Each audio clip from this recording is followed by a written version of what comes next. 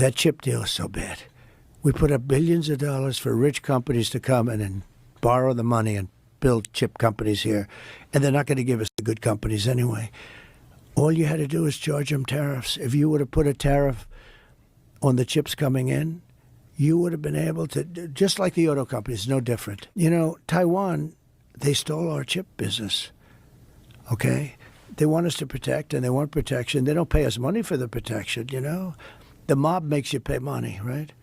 So a couple of interesting things there, Ben. For sure. First and foremost, saying that he wants to deal with Taiwan the way the mob asks for protection. That's a very interesting geopolitical strategy. Yeah. There are a lot of microchips that are made in Taiwan. That's one of the reasons why it's become a strategic imperative that the United States defend Taiwan if it is invaded by China. And I mean, at the end of the day, a lot of American companies still rely on those chips from Taiwan. I mean, NVIDIA, we've talked a lot about, Apple, Hyperscale, they all depend on Taiwan for those chip building capabilities. And now he's talking about tariffs on other countries, and is also going to heavily impact the chip market here in the United States. And the idea that tariffs were going to force these microchip manufacturers to move here, a lot of economists say that that does not actually track with reality, which is making microchips more expensive for American companies that are trying to buy them from overseas. You know, I'm going to do a shameless plug. I did have the chance to ask Speaker Mike Johnson in Syracuse about this, and we'll have the video for you on News Live at 6, but I'll give you an exclusive preview now. Yeah, what do you hear, Luke? He says that he wants to repeal the CHIPS Act. Speaker Johnson does. If they have a Republican majority in Congress, Donald Trump in the White House, they would like to repeal the CHIPS Act.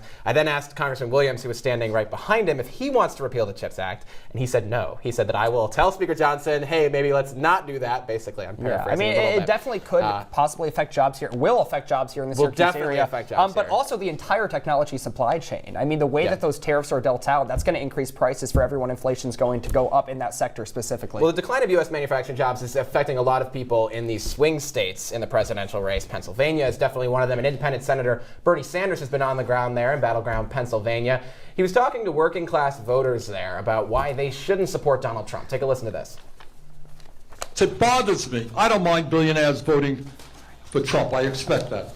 But it does bother me, and you know them. There are some working class people who are angry, they're upset. Some of them are thinking of voting for Trump, and I want to speak to those people. Right now in America, we have a disgraceful federal minimum wage of what? $7.25 an hour. That you have a billionaire up there, and Donald Trump, or a supposed billionaire, who knows, claims to be a billionaire, and he thinks that we should not raise the starvation minimum wage of $7.25 to a living wage. That is outrageous.